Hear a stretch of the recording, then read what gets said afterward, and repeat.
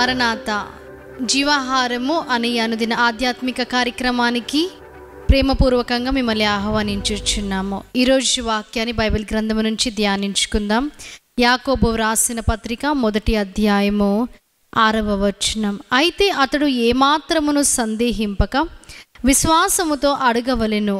సందేహించువాడు గాలి చేత రేపబడి ఎగిరిపడు సముద్ర తరంగమును పోలియుండును. మనము ప్రార్థన చేసినప్పుడు ఎటువంటి సందేహము లేకుండా, అవిశ్వాసం అనేది మన దరికి రాకుండా విశ్వాసముతో ప్రార్థన చేయాలి. మనము విశ్వాసముతో ప్రార్థన చేసినప్పుడు దేవుడు ప్రార్థనను అంగీకరిస్తాడు.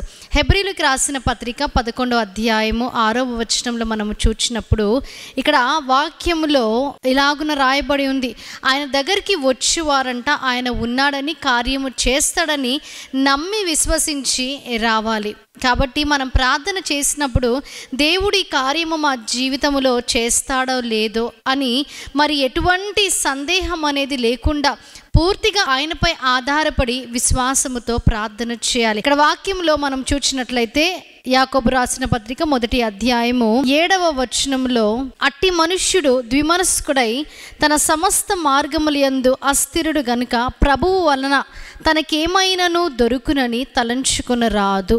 అవిశ్వాసముతో ప్రార్థన చేసినప్పుడు, లేక ప్రార్థన చేసి ఒక డౌట్ అనేది మనలో ఉన్నప్పుడు, సందేహముతో మనము ప్రార్థన చేసినప్పుడు దేవుని వలన మరి ఏది కూడా మనము పొందుకోము అని రాయబడి ఉంది. మత్తయి సువార్త 8వ అధ్యాయంలో మనము చూసినప్పుడు ఇక్కడ 5వ వచనం నుంచి 10వ వచనం వరకు శతాధిపతి ఒక అతను వచ్చి యేసుక్రీస్తు ప్రభు దగ్గర వారి దాసుడు పక్షవాయువుతో బాధపడుతూ ఇంట్లోనే ఉన్నాడని చెప్పడం మనము చూస్తాం.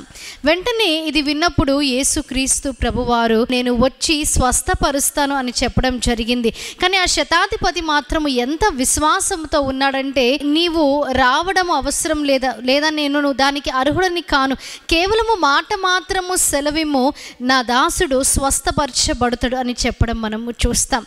ఆయన విశ్వాసముకి దేవుడు ఆశ్చర్యపడి ఉన్నారు. అంటే అంత విశ్వాసము కలిగి ఆయన ఉన్నాడు కాబట్టి దేవుడు ఆయనని చూచినప్పుడు ఆశ్చర్యపడ్డాడు. మనం కూడా దేవుడు నమ్మదగిన దేవుడు, ఆయన కార్యము చేస్తాడు కాబట్టి మనం ఎటువంటి సందేహము లేకుండా మనము ప్రార్థన చేయాలి. అలాగున మనం ప్రార్థన చేసినప్పుడు దేవుడు ఖచ్చితంగా ప్రార్థనను ఆలకించి ఆ ప్రార్థనను నెరవేరుస్తాడు. మనము చాలాసార్లు జీవితంలో ఒక సమస్య వచ్చినప్పుడు మనము ప్రార్థన చేస్తాం, కానీ నమ్మి విశ్వసించే వారముగా ఉండం. దేవుడు ఖచ్చితంగా నా ప్రార్థనను ఆలకించి కార్యము చేస్తాడని విశ్వాసం మనలో ఉండదు. కానీ ఒకవేళ ఆ విధముగా మనము ప్రార్థన చేసినట్లయితే దేవుని దగ్గర నుంచి మనము ఏమీ పొందుకోమని వాక్యం సెలవిస్తుంది. కాబట్టి మనం ప్రార్థన చేసినప్పుడు ఎటువంటి సందేహం లేకుండా విశ్వాసముతో ఆయనను అడిగినప్పుడు ఆయన కార్యము చేసే దేవుడిగా ఉన్నాడు.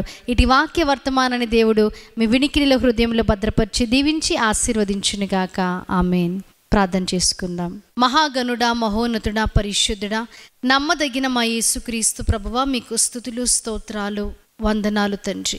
ఉదయకాల సమయమున వాక్యము ద్వారా మీరు మాతో మాట్లాడి ఉన్నారు తండ్రి. అవును తండ్రి, ఎటువంటి సందేహం లేకుండా విశ్వాసముతో అడిగినప్పుడు దేవ మీ చిత్తానుసారంగా కార్యము చేసే దేవుడిగా మీరున్నారని తండ్రి వాక్యం ద్వారా మా అందరితో మీరు మాట్లాడి ఉన్నారు.